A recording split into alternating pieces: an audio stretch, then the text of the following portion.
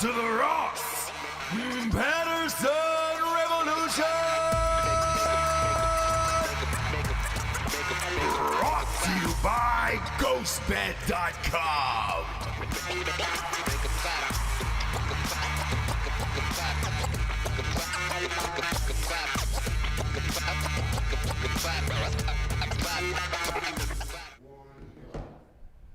Huh. Hey. Oh. I think I have polio. Polio? I think that I have I can hear polio, and myself. I'm not sure how to tell you that. You've never started the show so subdued. I think you might actually have polio. I think I've tried to do that one time where I'm like, hey, what's up? And you're like, no. That's not how we start the show. There's an awesome story behind that. And I really wanted to start the show off with that today, because you ever have like one of those weird moments in your life that you've totally forgotten for years and years and years. And then all of a sudden it just pops back up and you're like, holy shit.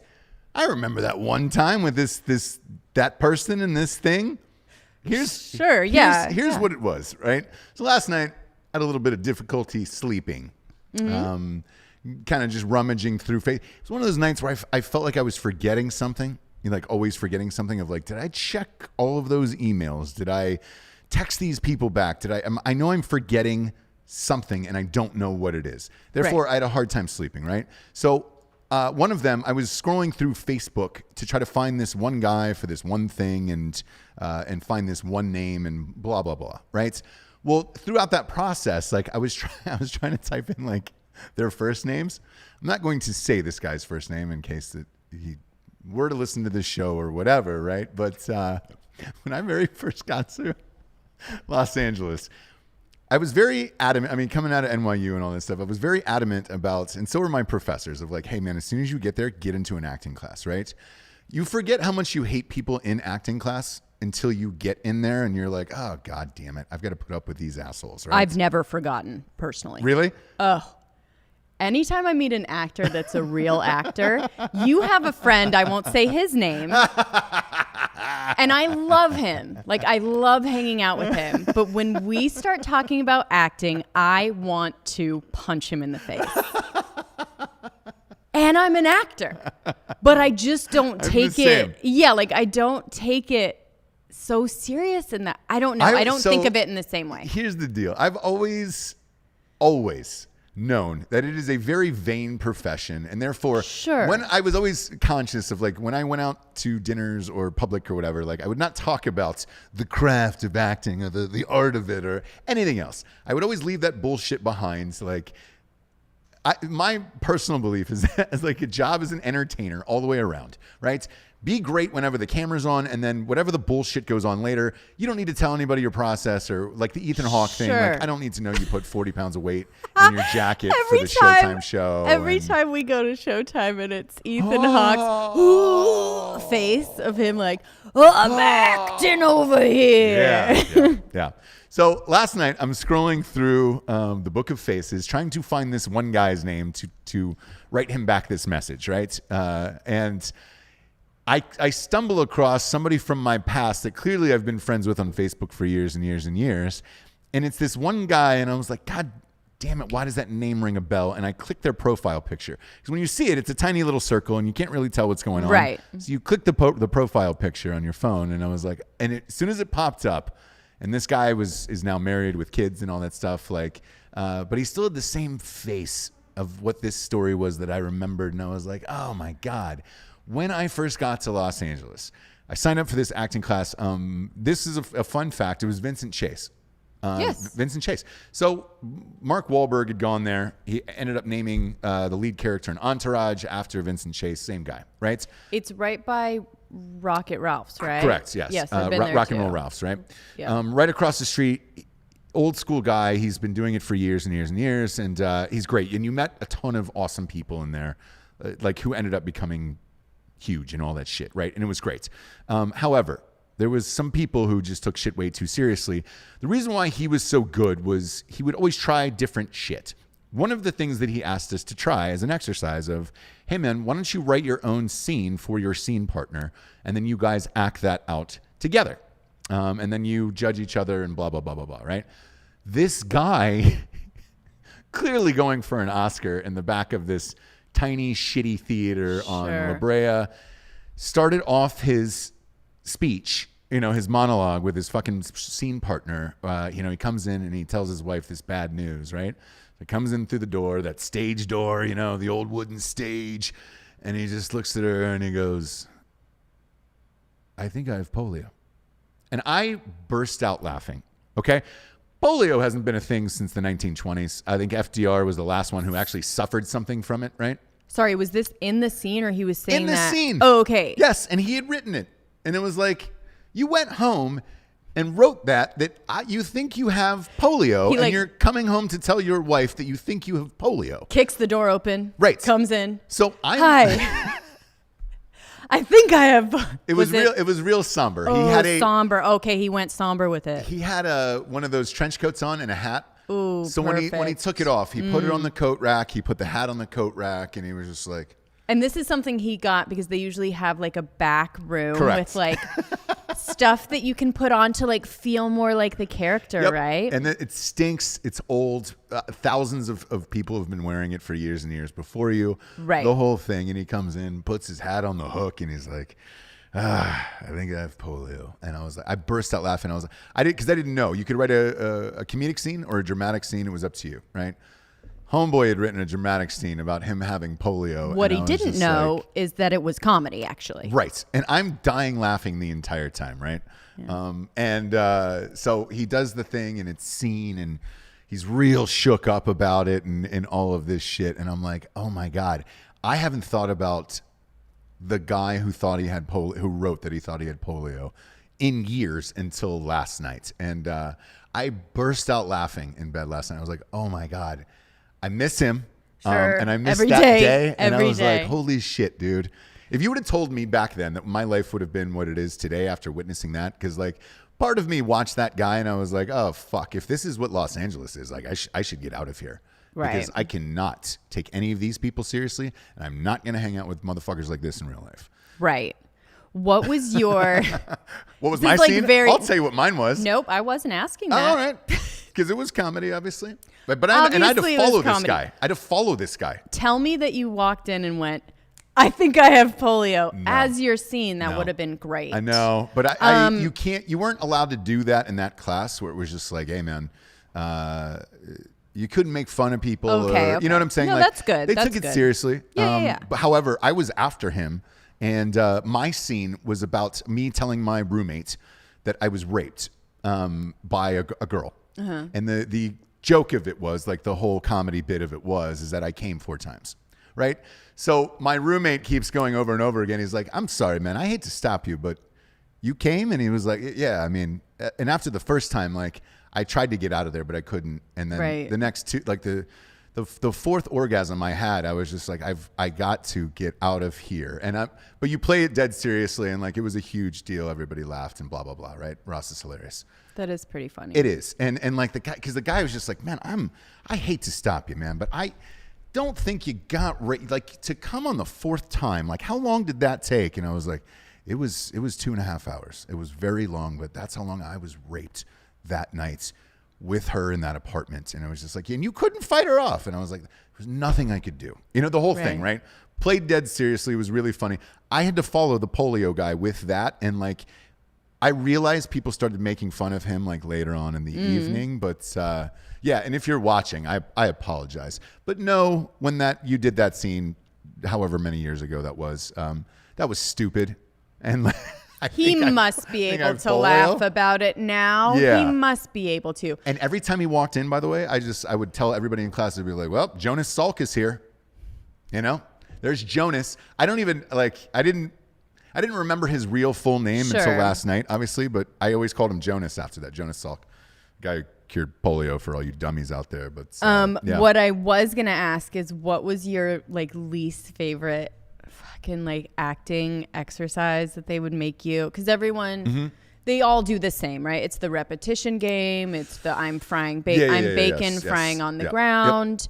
My least favorite was the alone moments. Do you remember when they would make you on stage like just do Yes. just like you're alone. Yep. Act like we're not here. Yeah. And make it real, Yep. right?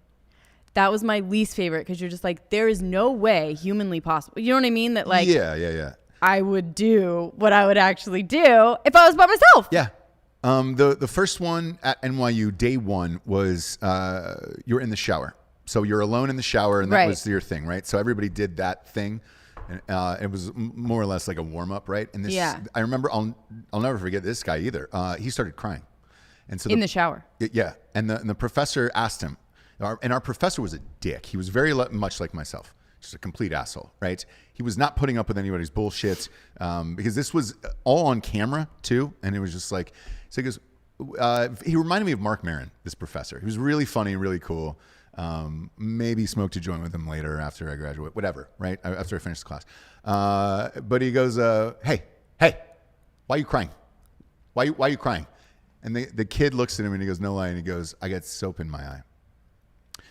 And I was like, oh, and you know me, like I'm just like, oh, fuck me, right? Yeah. And he goes, don't ever do that fucking shit again in front of the entire class. And I was like, oh my God, I'm going to love it here. These are my people. Right. And so what happened was like afterwards I found out what the guy's background was. Turns out he had directed like The Professor, directed like 20 movies and he'd seen and done everything at this point. And he was like, don't do that fucking bullshit again. Like, and it was awesome and I enjoyed it.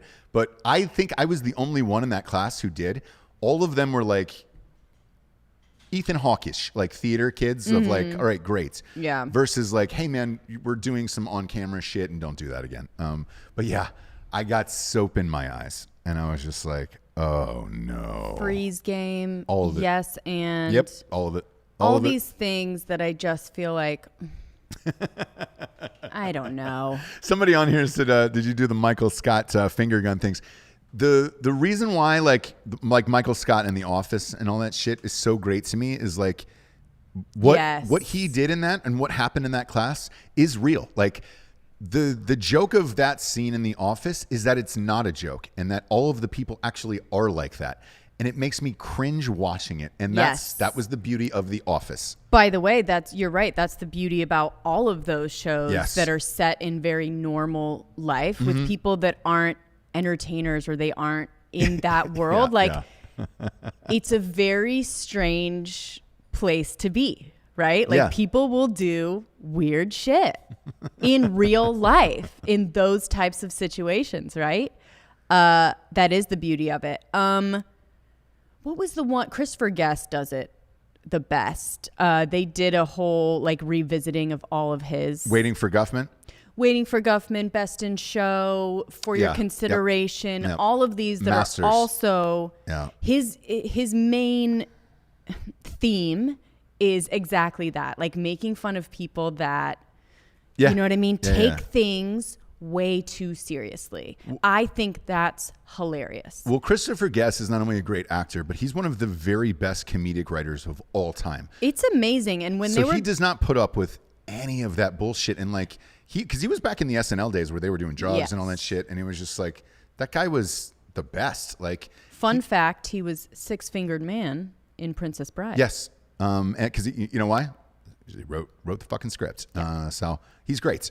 He's one of the very best. And that's the thing. Like, if you're a comedian who understands acting and directing and a little bit of all of it, you don't put up with that shit where you're just like, man, we're all done with that. Like, it's that, but it's also seeing the hilarity in everyday life. Interactions and life. Like, the observation of that is a skill, right? The observation of how hilarious a like Christmas or like a trust exercise at an office party, like how office environment, how hilarious that is. Yeah. And especially when people take it seriously. Yeah. So I love that shit. I think I have polio. Oh my God. That guy, that fucking guy. And he has a wife and kids. And like, part of me is just like, man, if I got to meet his wife and kids and be like, hey, you know what your father did one day?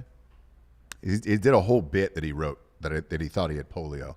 in the 2000s. So he was about 80 years behind that disease after it was already solved. We'd solved that riddle, you know? It's not like he had bird flu or something. I have gangrene. Yeah. It's like, but speaking of cast getting together and doing fun shit about everyday life, Seinfeld is going to get back together here in Texas, actually. Tejas. The entire cast is going to get together and do a reunion thing to raise money for the Democratic Party in Texas because they think that they can turn Texas blue. There was one name that is noticeably absent from this lineup, and it is Jerry Seinfeld. So, super curious. On a show called Seinfeld, you're going to get together and do some cast reenactment without the guy that is actually Seinfeld. And it's... why is that? I don't know. Is it a Chris Pratt sitch? I don't know. But looking at the Pratt sitch, you know, everybody's come out. I read, everybody sent me yesterday Robert Downey Jr.'s post about him and everything. And it was just like... He's a Christian and he's a great guy and blah, blah, blah, blah, blah. And everybody's sticking up for him. And they were like, there was another segment that was like, why didn't everybody stick up for Brie Larson? I don't know the Brie Larson story. Do you guys? Giorgio, I know you're a big Brie Larson fan. You love that chick. Captain Marvel? A little bit too young for Giorgio, I think. Huh? Maybe. Yeah, I am not familiar with the Brie Larson situation. Oh, really? I'm not either. I thought I'd ask. I thought you were a fan of hers. Who? You know what? It's fucking Jared. Jared loves Brie Larson. Of course. Figured. Yeah. Such his type. Yeah. Fans stand up for Brie Larson and Tessa Thompson as Marvel stars defend Chris Pratt. So they, I guess, weren't there either. Oh, they weren't. So you don't say. But that's a little bit different than Chris Pratt, right?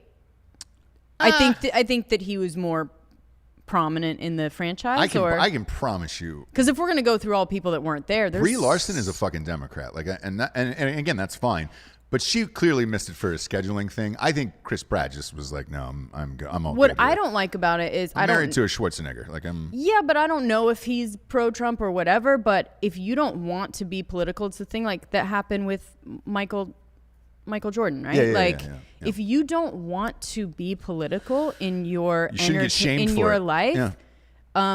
you shouldn't have to. I agree. Yeah. Go to the polls, vote, do whatever, right? Just like any other adult should be doing. But you don't have to speak out. Like, that is a whole different situation. Whoopi Goldberg said it very well when she was talking about Michael Jordan. Is like, hey, look, that's a choice that I've made. Yeah. It's a difficult one. And right. if you don't want to do that, because it is a very hard line to walk of being, you know, a political activist and also an entertainer. So if you don't want to choose that life, good for you. Like, be an example just as a person. Right. And have that speak for yourself instead of going out there like LeBron. Why don't you just be a fucking good basketball player and that will show what is possible. Yeah. Right?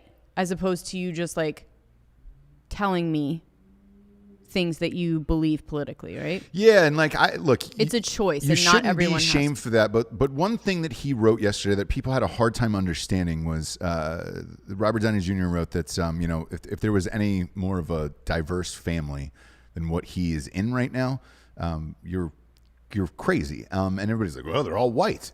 Well, he didn't mean that, politically diverse. Mm-hmm. So Maria Shriver is her mom. Yeah. Democrats, obviously, she's Kennedy. That whole shit. Mm-hmm. Her husband, ex-husband now, because he porked the maid, right. porked that Mexican maid, and they chunked out a kid. Mm-hmm. Was obviously the Republican governor of California. Yes, you could not get any more politically diverse than that family. So it had nothing to do with their race, by the way. Some people were like, "Ooh, they're all white." Yeah, yes. Well, yes, there's a Mexican kid somewhere. Nah, but there's a run around. So like, you know, yeah, porked that maid. He porked her, and they have a little baby together. And it's actually not little. The kid's like 23 years old. The maid and yeah. sister? That's how long he hid it for, is the kid is like 23 years old. Dang. And I don't think they found out, or at least they said anything to like 17. Like the kid was like 17 at that point. Right. So that'd be weird, wouldn't it? Like, grow up your whole life and your dad is fucking Arnold Schwarzenegger, one of the biggest badasses of all time, and you can't tell anybody? Hey, where's your dad? Don't know. He died in a plane crash. He's in the helicopter. What? Yeah. What happened to your father? Come on, boom. He's in the chopper. That's what I'm saying. He's in the chopper. But like, that's the whole thing. You can't even tell that story. Yeah, you can't it's a say your bummer. dad is Arnold Schwarzenegger. That would suck, dude. It would really suck, dude. You know? Be like, my dad was Guy Fieri, and I couldn't tell anybody. And I was like, where's your dad at? I tell people he's my stepdad every day. You also said you were from the Jersey Mike's fortune Mike's for kid. a long time. Yeah. I'm Mike's kid. Yeah. It was a good one because it's hard to prove, right? Because also, Peter Carano bought Jersey Mike's from my dad. Yeah, so Mike. He's not even Mike. So it's Peter's place now. Peter. But What's back in the happening? day, I was Mike's kid. Yeah. I was riding high. And you used to tell the people hog. that you were part of the Jersey Mike fortune. You were the heiress to the Jersey Mike fortune. You want to tell the people that?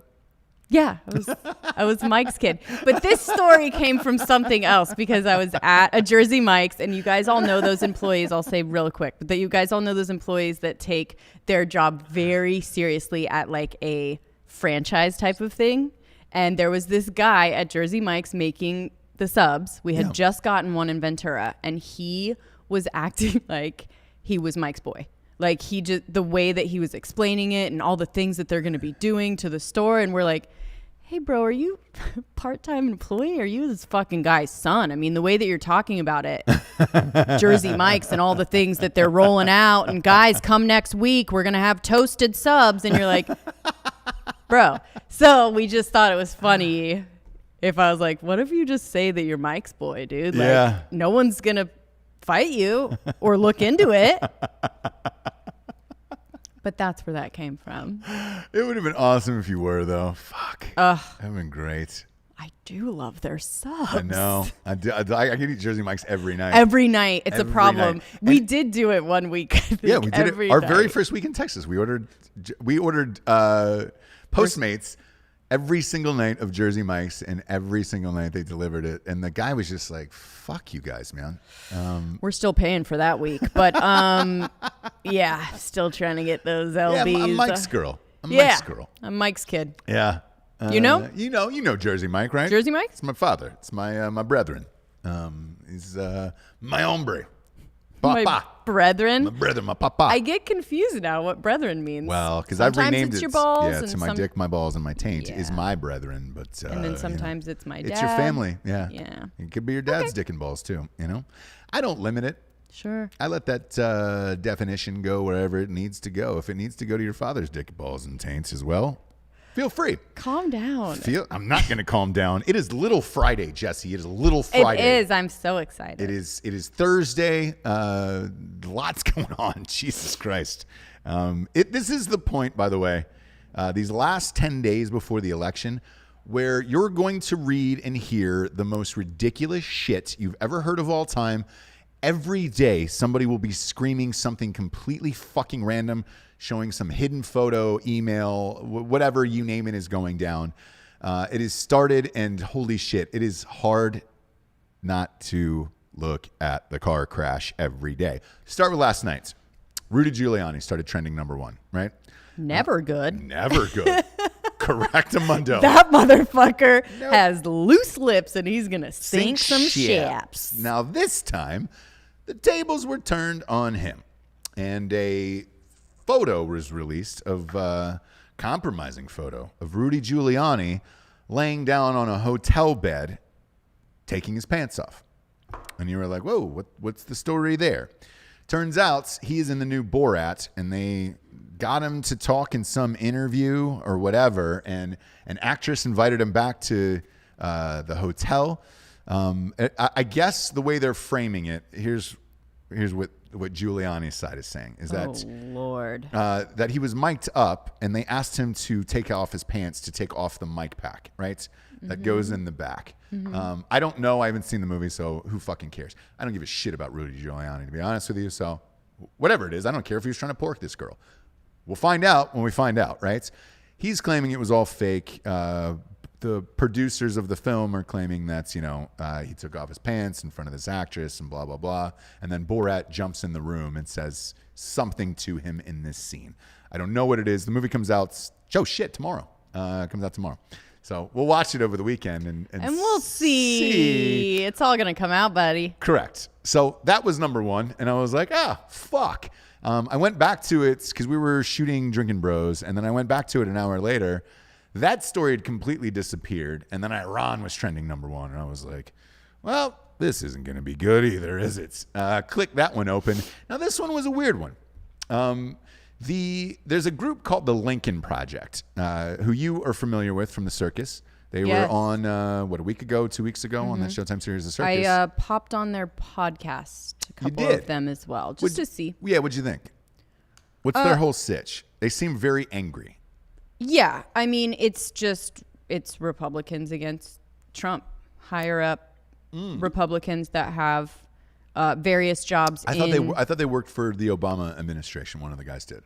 Yeah, I think, but they're touting themselves as Republicans against Trump. Got it. Maybe there's one person. There's various people that work, but for the most part, they're people that are Republicans, have had various jobs in Republican. That makes sense because politics. If you're going to call yourself the Lincoln Project, obviously Abraham Lincoln was Republican. Yeah. So, okay, that makes sense.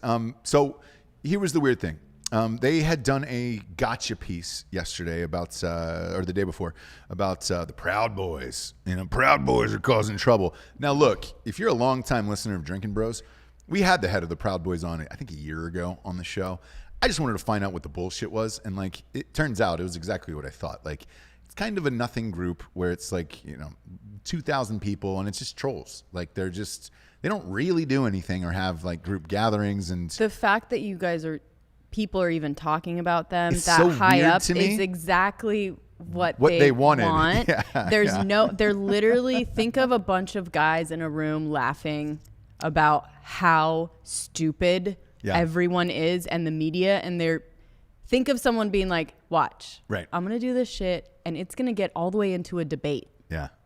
A presidential debate. They're going to say our name, the Proud Boys. And they fucking did. And you guys feed right into it. And it was started by a comedian, Gavin McGinnis, very funny guy, very sharp writer. And it was all a joke.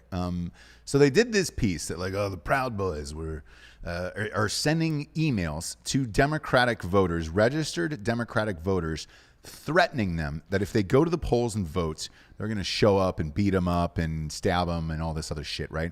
This was their huge hit piece that the Lincoln Project had. And then it turned out the FBI director held a press conference yesterday, and he said, hey guys, we're telling you this as a nation.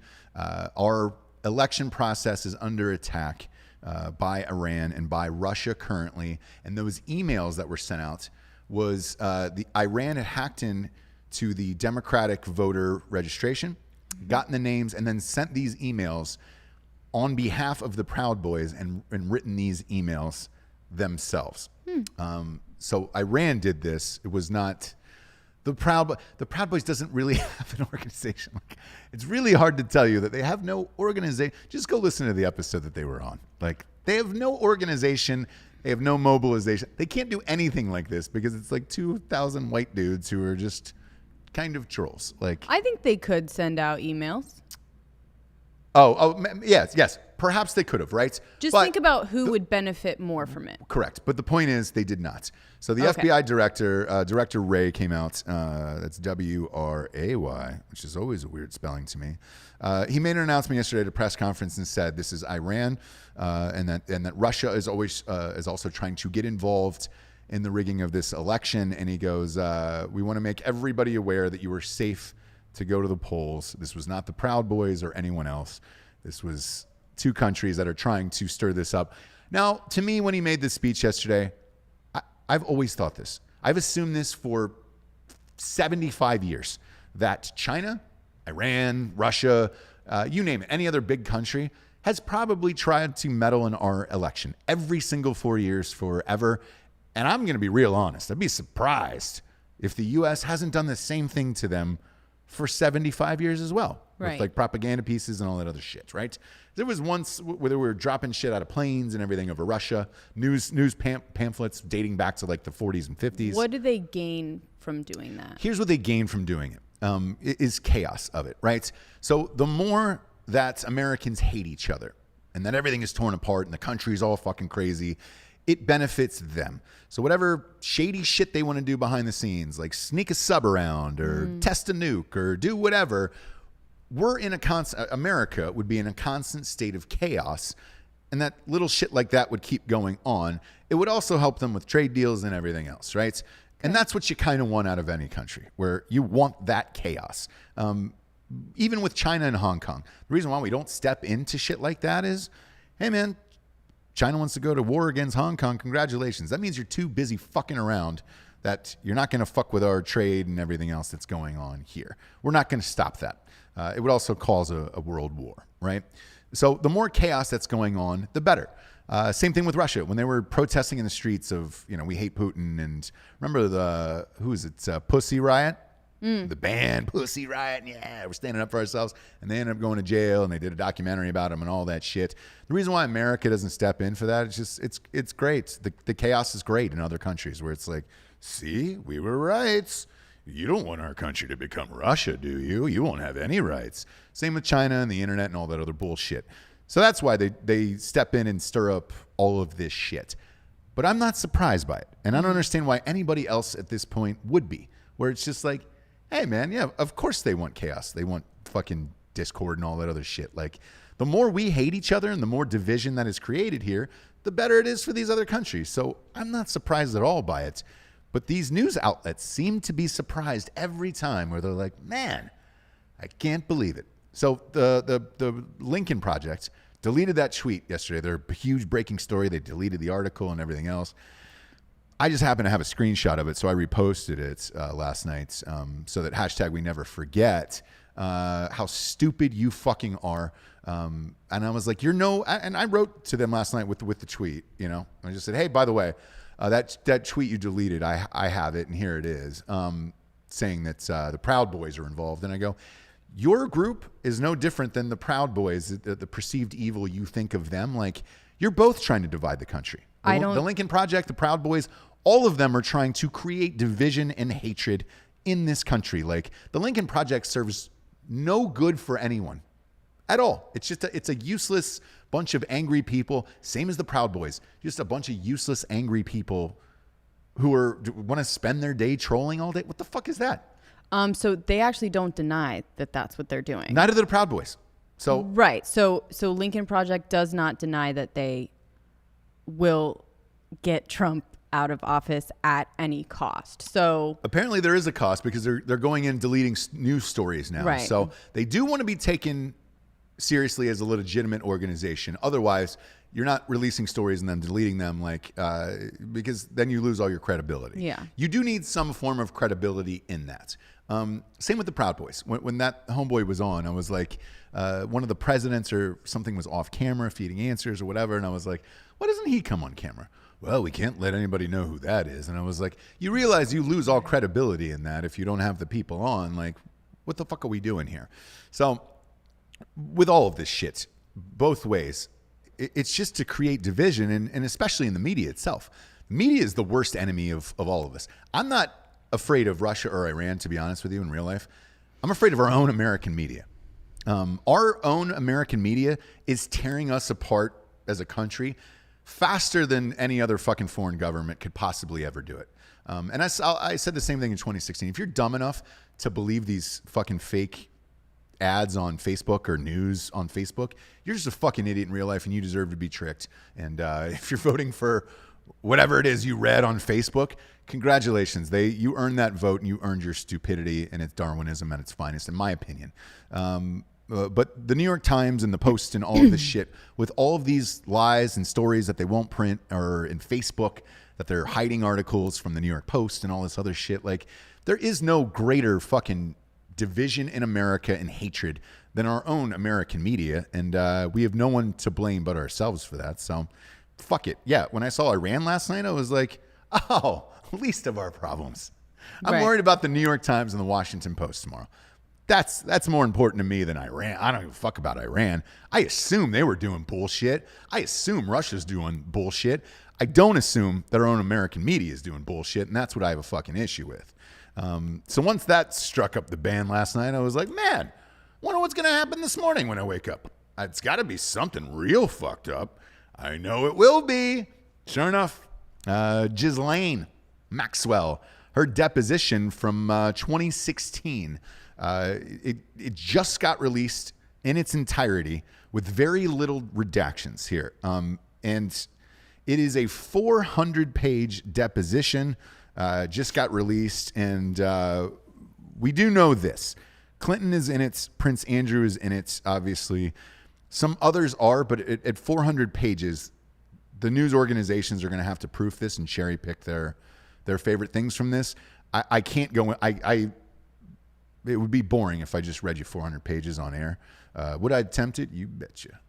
You betcha. But it would be boring as shit. So I'll wait, and we'll probably talk about it on fake news today, this afternoon as more of these tidbits start to come out. But somebody's got to, I guarantee you these editors are just like, oh my God. Even the ones that hate Trump are just like, now we got to cover this on top of it. Yeah. The night of a debate. Come on, man. So there's 400 pages that just dropped. Very little redactions. It says it's from a civil lawsuit against one of her accusers. And the documents are the only, this is according to Bloomberg, not Michael, but his own paper, because he's rich enough to just name a paper after himself. That'd be rad. Oh, according to the Patterson today, that's, according to Bloomberg, it says the documents are the only substantive public record from Maxwell about what she said she did for her former boyfriend, Jeffrey Epstein. So apparently they hammered her for hours and hours and hours, and the names blacked out are Clinton, Prince Andrew, and then they're kind of working through the other ones as we speak. Hopefully in about an hour we'll have more of that, but I was like, what else could happen today?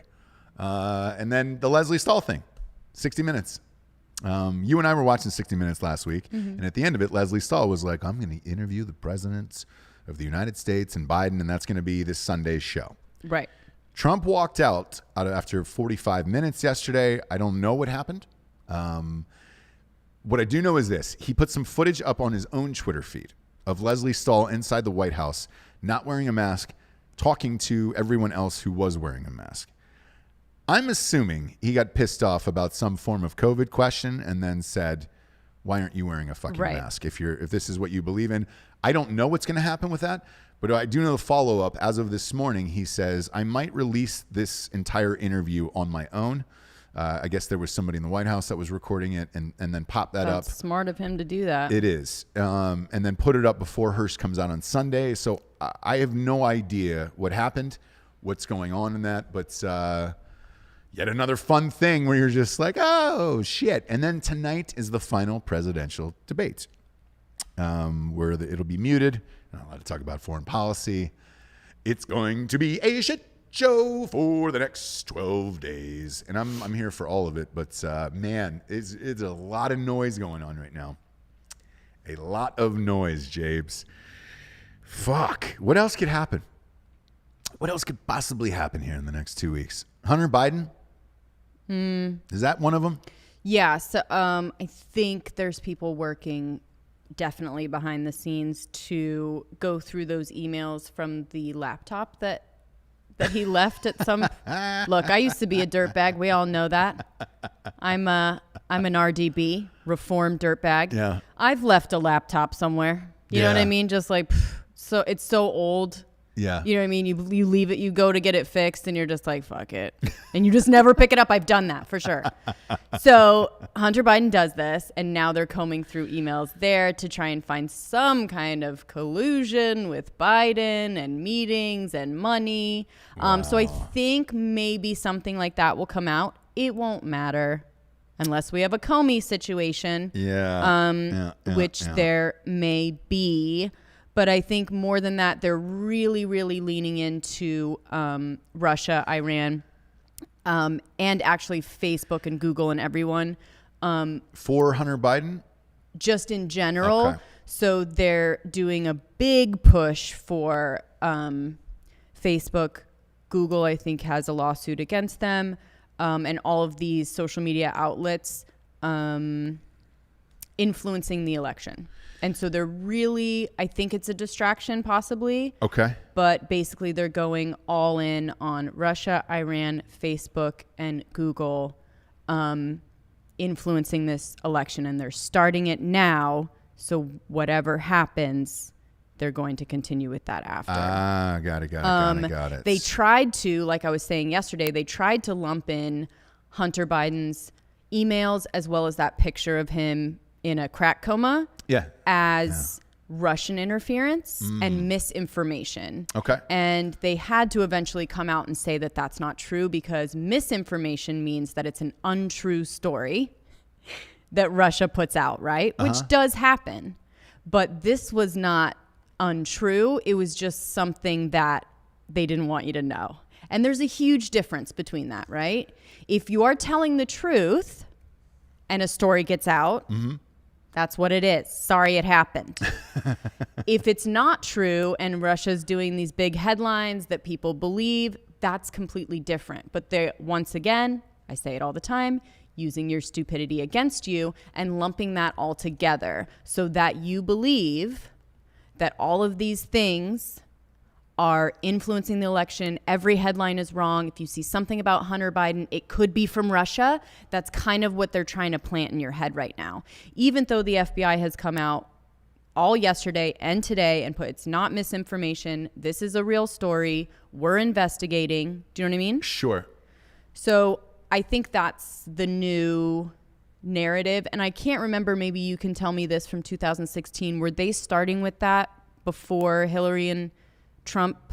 Were they starting with that kind of Russia is interfering before the election so they could get that narrative to go for beyond that? Yes. And then real quick, there's some breaking news. Trump just released the 60 Minutes interview on his Facebook. So that is happening right now. And I can't wait to watch it. He is an older gentleman. Of course, he uses Facebook. A 38-minute interview. No, I don't think you can put 38 minutes on Twitter, probably. Can you not? No.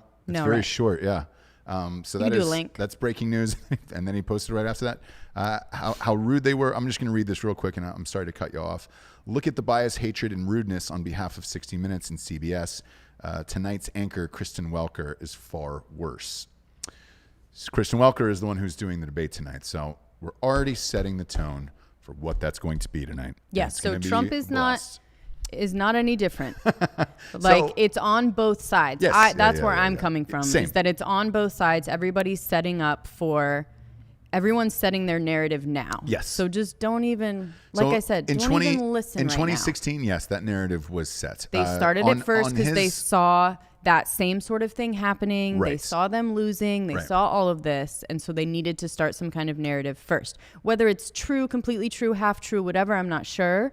But on his side, it was her emails. On their side, it was Russia and that narrative. Now, you almost have the same thing. It's his emails. That's what I said with yesterday. Hunter Biden, right? And because this keeps popping up. And they're going Russia. Yeah, because Trump last night was just like, hey, man, when are we going to, why won't the FBI director say to the American public, we are investigating Hunter Biden? Because once he says that, then you have the same thing all over again. They're saying Russia, Russia, Russia. So it's the same exact election as 2016. Therefore, all of these choices that I've made and talked about on the show, the prediction is the same, man. Like it is identical what we're running here, just two different candidates. That's it. Shit. What I will say is this: I can't wait to watch the 60 Minutes interview on Trump's Facebook. Oh my gosh! Jesus Christ! I wish we would have gotten it before. We could play a little all of this clip. Ghislaine, the whole thing, man. It's really all coming down, isn't it? You love to see it. I love to see it, and I'm so happy for you. Know that I am. Know that I am. Neilard was the one who popped that in. I appreciate it. By the way, hammer that like button on YouTube if you're watching live. We get some sponsors who pay for this show to be on the air, which is unbelievable. Can't believe it every single day, Jabes. GhostBed.com/Drinkin Bros is our mattress company. Ooh, finest mattresses in the biz, Jabes. Love them. Love them. This is me getting my perfect position on the adjustable base that I'm in love with. Yeah. Can't believe I've never had one in my life. I thought they were for old people. They're not. They're for rich people. Or if you have polio. Just kidding. I think I have polio. This would be a great mattress for you. They got an adjustable base, and it is. You can just leave your little tiny polio legs in there, and then raise them. Get enough circulation in them. All that shit. They get everything: adjustable bases, pillows, sheets, mattresses, you name it. If you're a member of the military, a first responder, work in the government, or a teacher in this life, you get 30% off anyways every single day of your life just because you have a rad job. And the rest of us losers have a 30% off bundle package that we can use for all the month of October. Bundle it all together. And got that Strike Force running through my veins, baby. You know I need it. Oh, I need it. I'm going to shoot. They get a 36-month pay-as-you-go program. No interest at ghostbed.com/Drinkin Bros. And all of those deals are applicable with the finest mattresses in the land. Go to ghostbed.com/Drinkin Bros today. Next up, Jabes, we got manscaped.com. Ooh, this is a good one. Manscaped, not just for the men. Also for the ladies. For any genitalia that has hair on it. Damn right. Was there more than right? two? What? Butthole. Is that a genital? Is that a genital? I don't think we're calling that. We're just calling it a hole. Look, man. I mean, what are we doing here? What are we doing here, Jabes? We're shaving is what we're doing down Anyways, here. They got the Weed Whacker for your nose, for your ears. That's their new product. Amazing. They got the Lawnmower 3.0 for your pubic regions. Amazing. Your ladies will steal it from you, and it's totally fine. It'll smell better if you're into that. A lot of people, that's a fetish. That's a kink. I'm not going to kink shame you out there, but a lot of people like to smell their razors after they shave their nethers. It's a kink. That's not my jam, but if your lady uses it, you want to give it a quick sniff afterwards, feel free. Or just buy a clean one, and if you have a date, and she ends up using it, you'll know later on. Just give it a quick sniff and walk away. Go to manscaped.com, promo code REVOLUTION for 20% off there. Get the kit. You can also get a subscription and get some blades sent to your house. Last but not least, Jabes, StrikeForceEnergy.com. Boom, boom, boom, boom, boom. Shabloinker. I am on it today, son. Grape, orange, lemon, a ridge. Tasty, tiny little tin pouch. You rip it open and squeeze it into any liquid available. Lasts longer than 5-hour energy, and it's really, really great for starting your car. If your car dies, you run out of gas, you can just pour some Strike Force in, and it'll just start right up. It's not true. I wish it was true, but it is not. It turns out just, and it's terrible for anal sex too. Don't do that as well on Strike Force Energy. It won't start your car, and you can't do anal with it. But it's really good for keeping you awake. So if you have a long drive or a long day. I tried it yesterday because I broke down on the side of the road. Did you really? I did. Why didn't you call me? Was it working? I did. But anyways, so I had to wait for an hour for a larger Mexican man to try and figure out how to. Did you call AAA? I did. Yeah. I did. I had to. But anyway, I tried Strike Force first just to get just a little drop, just to try and turn over that. Yep. That new leaf. Didn't work. No. Didn't work. So he had to change the battery, but I ended up having to help him because they couldn't figure out how to get it out. Really?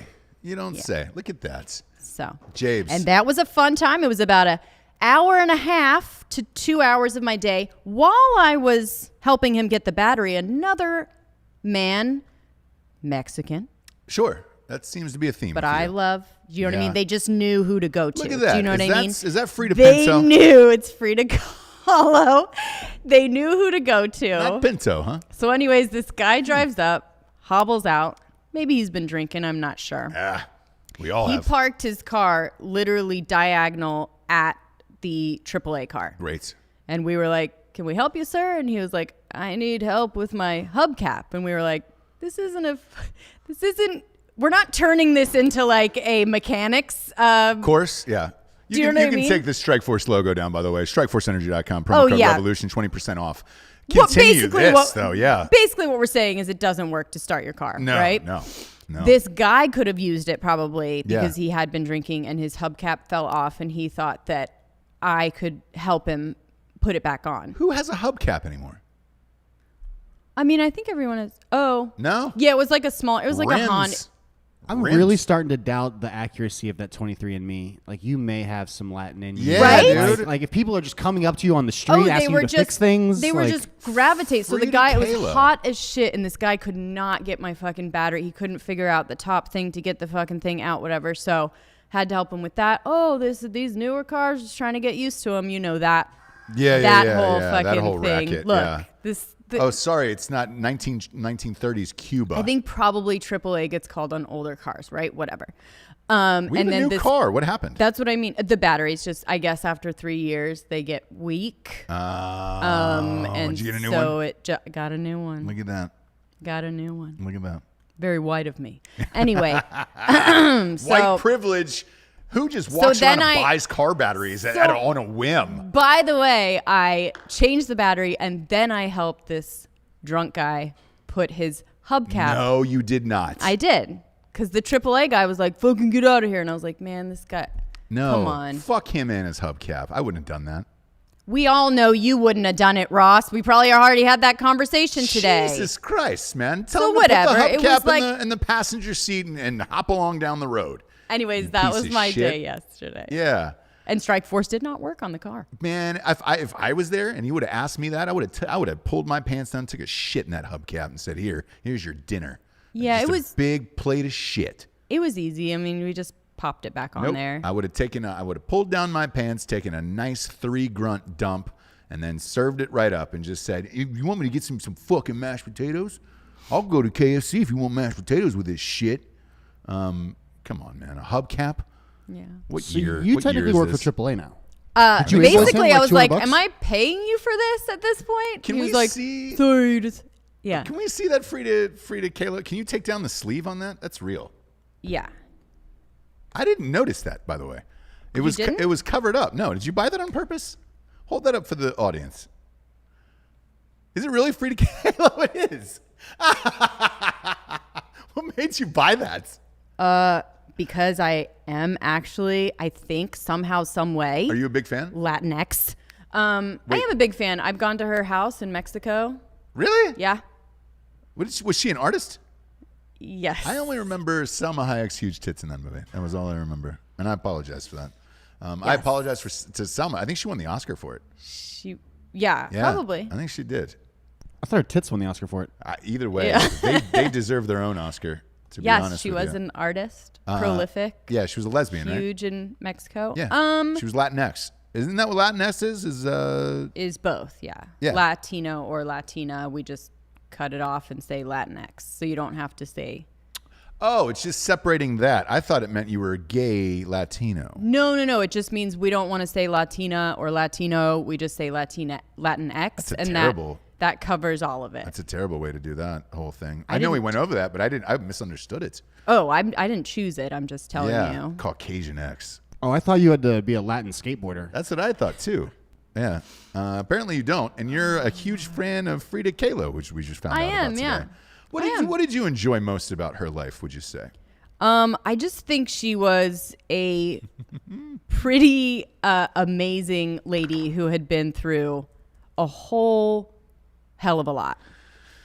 What was it about her though? What would think you when say she- specifically? I think when she was younger, she was riding on a bus and she got impaled through her whole body, vagina up to her shoulder, and she was basically supposed to be paralyzed and never walk again, but she got through that, figured out that, and when she was in this brace that was literally I cannot move at all forever, did art that was pretty crazy and good. Yeah. And I loved it. And I like her whole style. I like her. Same. To me, she employed kind of a naive folk, kind of post-colonialism. Look, it had a lot to do with gender and class, her paintings, but that was my favorite part about her work in general. And that's what Wikipedia just said right here. So I didn't know you were a huge fan, to be honest with you. No, I mean, I just know about her. I guess I think a lot of people do. Yeah. Quick question. 2 dudes behind there. Besides Salma Hayek tits, did you know Frida Kahlo? Be honest. Oh, no, and you didn't either. In the entire last I 5 didn't minutes, either. you've been trying to call James out for not trying to think Yeah, she didn't know. I didn't know either. I knew Did you? nothing about her. No, none of us do. None of us. Whenever we see that image, no lie, every dude on the planet's like, that's the one where Salma Hayek was a lesbian with the fucking chick, and she had the eyebrows together. Yeah. I know nothing about Frida Kahlo's life. I didn't know you did, actually. Yeah. Yeah, he was just trying to throw you under the bus the entire time. The entire time. It turns out you're a gigantic Frida Kahlo fan. You passed the test. Yeah, like I said, I've been to her house in Coyoacan, which is like they turned it into this huge, like museum, and you see her brace that she had to wear, and like this crazy shit. Did you sniff it? Sniff the Sniff brace. that brace? Yeah.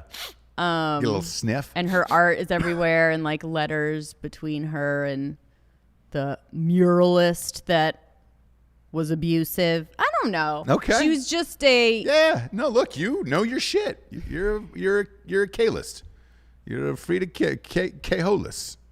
Kalolist? You could teach a community college art class on it. Yeah, you really could, Jay. I feel confident that you could go online at DeVry and teach their course in Frida Kahlo. I'm super impressed. But did that make you buy that mug? Look, Is that what made you buy the mug? I thought it would be funny because you guys always make fun of the fact that I'm not Mexican, even though I was told I was, and so I somehow identify. Let's unpack this real quick. Okay? Yeah. Just real quick. Please. Did you go to her house because you thought you were Mexican and you wanted to learn more about There was the a lot of Mexican things I heritage? did back in the day because I thought I was Mexican and I wasn't. But I gravitated towards her, like her art and the color palettes that she used and just the craziness that was her. And so I was like, maybe I am. Right? Yeah. Yeah, I like traveled, backpacked all through Mexico.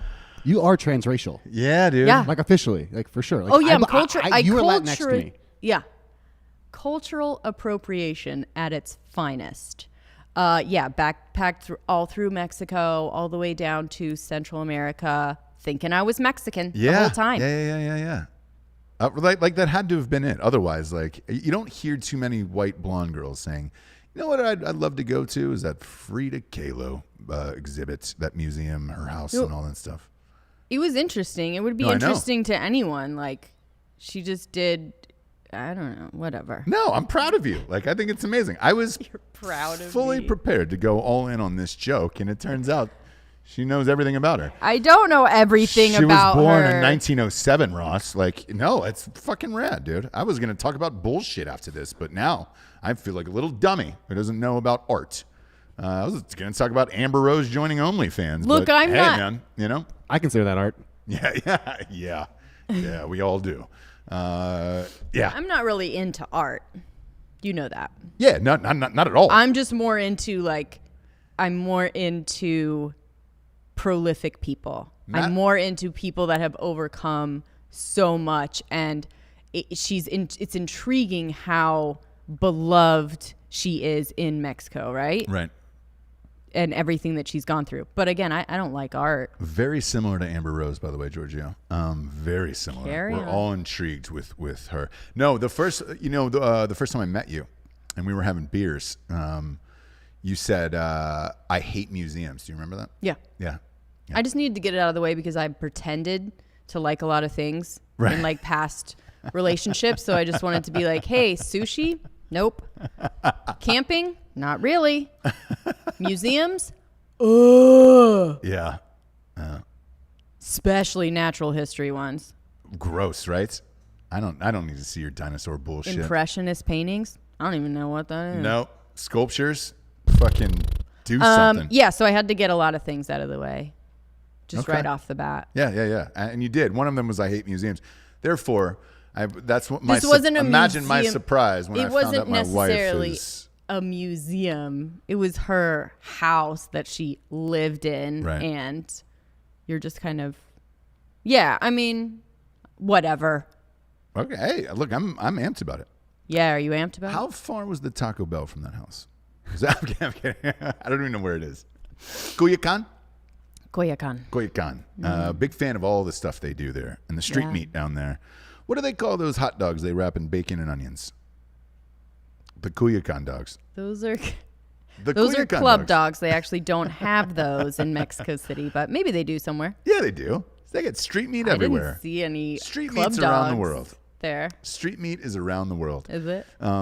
We were talking about a cooking show earlier. I think one that would be hilarious is if you did just street meats around the world, and then we. Bourdain kind of did that. Well, I want to add something to it because you always got to Please. spice these things up. Everything has been done at this point, right?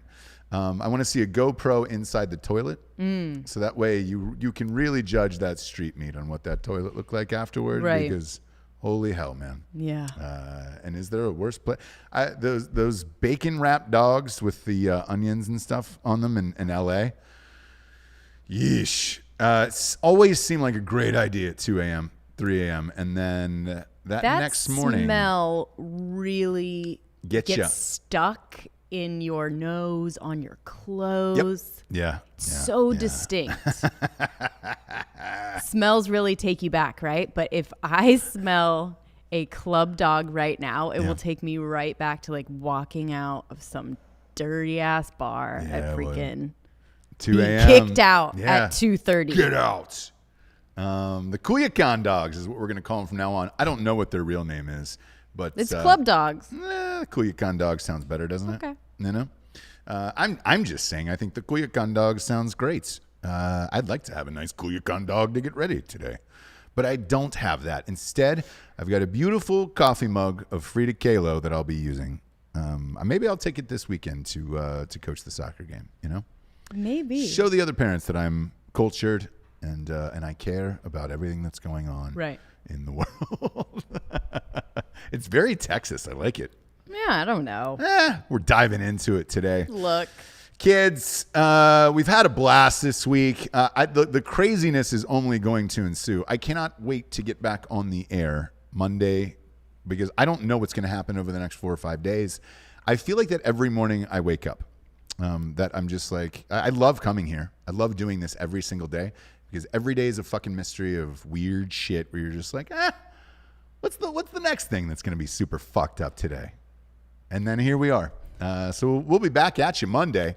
In the meantime, go to Ross Patterson Revolution on iTunes. Rate the show a 5-star and leave a review. It turns out on iTunes, it is not the millions of listeners that you have. They simply put you on the charts based on your reviews and likes, which is super fucking weird. But please do it. It means a lot to the show. And then, after that, do whatever you want. Go get a Culiacan dog. Live your best life. Be who you're really meant to be in this world. Just keep your feet on the ground and keep reaching for the stars. That is original. I made that up. No one has ever said that in this lifetime. And it's mine.